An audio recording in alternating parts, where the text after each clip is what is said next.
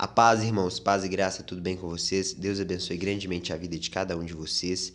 Nesse vídeo, vai ser um vídeo muito especial porque eu vou estar falando de um dinheiro que ele é inconfiscável, ele é inviolável, ele tem leis fixadas que não mudam, ele tem um limite máximo daquele dinheiro que existe e ele é um dinheiro honesto. Então, desde o início, ele foi um dinheiro distribuído de forma honesta e por isso, infelizmente, as pessoas não sabem dessas coisas. Então, eu peço para que você dê pelo menos uma oportunidade de ouvir pelo menos 2, 3 horas sobre esse assunto. Não caia em canais que fica querendo falar para você ganhar dinheiro com, eu me refiro a Bitcoin. Não caia nesses canais, porque você não ganha dinheiro com Bitcoin.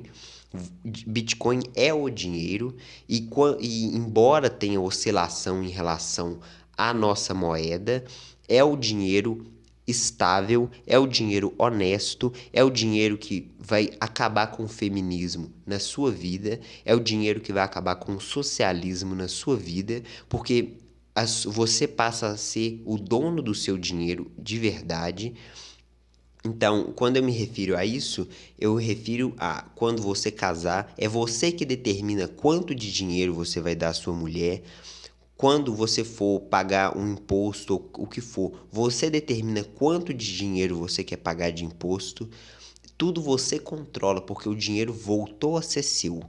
Então, o Bitcoin ele restaura o padrão de moralidade do padrão ouro, que durou até 1971. Na verdade, o padrão ouro ele já acabou desde antes da Primeira Guerra Mundial, mas 1971 é um bom marco para a gente ver falar sobre isso. Eu digo antes da Primeira Guerra Mundial, porque antes da Primeira Guerra Mundial já havia calote, porque o padrão ouro ele começou a ser substituído pela moeda fiduciária, pelo papel moeda, e isso gerou inclusive as duas guerras mundiais da forma como elas foram. Então elas não teriam a intensidade que elas tiveram se as pessoas estivessem usando ouro como dinheiro e não papel moeda, porque o papel moeda pode ser impresso de forma ilimitada e o ouro não. O ouro ele tem um limite. Então esse limite é um freio que coloca no governo. Se você usar papel moeda impresso de forma infinita pelo governo, você está servindo ao Estado, você está financiando o Estado, além de prestar culto, mesmo que involuntário, contra a sua vontade, mas nas notas de papel vem a face da Mariane, pelo menos nas notas de real, vem a face da Mariane, que é um culto à Revolução Francesa, que foi responsável por perseguir cristãos, foi responsável por matar os reis, foi responsável por trazer o iluminismo, o culto à razão. Então, tudo isso que é contrário ao que a Bíblia traz, tá embutido no dinheiro que você usa. Então você se pergunta por que as coisas não prosperam, por que as coisas não dão certo.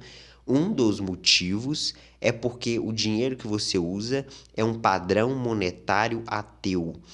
Então, a moeda fiduciária é consequência do ateísmo. E da mesma forma, a moeda fiduciária também provoca o ateísmo. Então são duas coisas relacionadas. Então eu não estou falando aqui de ganhar dinheiro fácil, não é isso que eu estou dizendo. Eu estou dizendo que o dinheiro que a gente usa é um dinheiro podre, é um dinheiro que você está servindo a Satanás, mesmo que de forma involuntária. E a única coisa que existe hoje para você fugir disso é uma coisa chamada Bitcoin. Então, eu vou ler aqui o resumo que eu fiz, alguns pontos que eu trouxe. É o seguinte: não adianta ouvir falar sobre Bitcoin, que no caso ele é um antídoto, se você não sabe o que é o veneno. Então, se você não entende que o dinheiro fiduciário é satânico, que o dinheiro fiduciário é um esquema de roubo para o governo roubar as pessoas e que as pessoas não conseguem juntar dinheiro hoje por culpa do dinheiro fiduciário, mesmo você não entendendo tecnicamente como isso acontece, eu entendo, mas talvez você não vai entender com tanta facilidade, ou talvez demore um tempo para você entender como funciona o esquema fiduciário.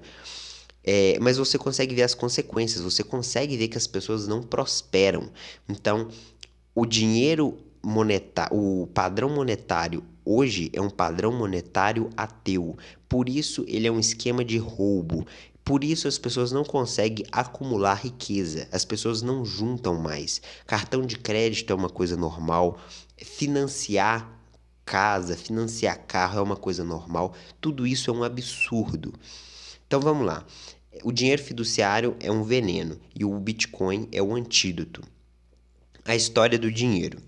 Então, eu separei alguns pontos aqui para você entender um pouco da história do dinheiro. Vou mostrar o que foi o veneno, que é a moeda fiduciária, e eu vou mostrar que o Bitcoin é a solução, ou pelo menos o Bitcoin é a solução no momento. As pessoas já começam a levantar milhões de hipóteses para falar que Bitcoin é a marca da besta. Bitcoin não é a marca da besta. Ele não é a marca da besta porque o Bitcoin é descentralizado. O Bitcoin não tem nada a ver com o governo e nenhum governo consegue controlar o Bitcoin. Os governos, inclusive, eles costumam ser contra o Bitcoin. Alguns aceitam, mas se eles pudessem, se existisse um botão para eles desligar o Bitcoin, eles teriam feito isso. A questão é que a rede do Bitcoin é uma rede descentralizada.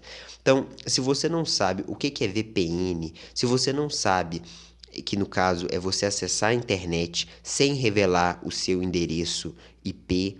Se você não sabe o que é Bitcoin, se você não sabe o que é o nosso TR, que é um protocolo de comunicação, ao invés de você se utilizar de WhatsApp, Telegram, esses aplicativos que você fica na mão dessas big techs, quando você começa a usar algo descentralizado, é algo que não consegue ser controlado. Então, a gente vai viver nos próximos anos uma questão de ou escravidão digital, onde a gente vai depender do comprar e vender, depender da forma digital, que é a CBDCs, que é algo satânico, que é algo que foi profetizado por Deus em Apocalipse 13, e a gente pode também ter a liberdade digital, que é a gente usar Bitcoin. Agora, se isso vai cair uma bomba em todos os computadores do Bitcoin, tudo vai parar de funcionar, é algo que a gente não consegue prever. O que eu estou falando é que, com as informações que eu tenho, o Bitcoin é o protocolo que é a ferramenta que Deus disponibilizou para que você não venha a ser escravo do feminismo, escravo do socialismo, escravo de todas essas coisas satânicas, escravo de prestar culto à deusa da Revolução Francesa. É o protocolo que Deus trouxe para a gente. Essa é a minha interpretação. Agora, vamos lá. A história do dinheiro. Em Gênesis 23, Abraão vai comprar 400 ciclos de prata. Ele vai usar isso para comprar a sepultura para sepultar a esposa dele, Sara, que havia morrido. Então, isso em Gênesis 23, Abraão ele vai pesar o dinheiro, porque não existia moedas. Você pesava a prata em balanças, que inclusive tinha aqueles dois braços, aí você pesa a prata e quando desce 400 ciclos ali, seria o valor que ele iria pagar pela sepultura. Ok. Quando chega no Novo Testamento, houve uma mudança. Naquele período intertestamentário, as pessoas pararam de usar o peso para medir o dinheiro e eles passaram a se utilizar de moedas. Então, o governo, o Estado, ele era responsável por cunhar moedas e colocava na face das moedas imperadores assassinos, ladrões, colocavam um monte de imagens ruins naquelas moedas e eles distribuíam essas moedas em troca de trabalho. Então eles refinavam ali o ouro, a prata, e isso era trocado por trabalho. E as pessoas se utilizavam daquela moeda como uma forma de troca. Isso melhorou muito o comércio, só que sempre vai ter a fraude. Na época de Abraão, tinha como você fraudar o peso no sentido de o ciclo seu ser maior ou menor. Isso é denunciado pelo profeta Amós. Quando a gente chega no Novo Testamento, as pessoas podiam raspar as moedas que eram cunhadas de forma uniforme pelo governo, elas podiam raspar as beiradas da moeda para com aquelas lascas da moeda, fazer mais dinheiro. Então você está destruindo uma moeda, mas quando você fosse pagar ela em outro lugar, a pessoa não iria notar que ela está um pouco menor. Então, moedas com tamanhos diferentes, sendo que na teoria ela seria o mesmo valor. Então, isso também foi uma forma de fraude. Então, isso tudo vai acontecendo, mas lastreado no ouro e na prata, que é o padrão bimetálico.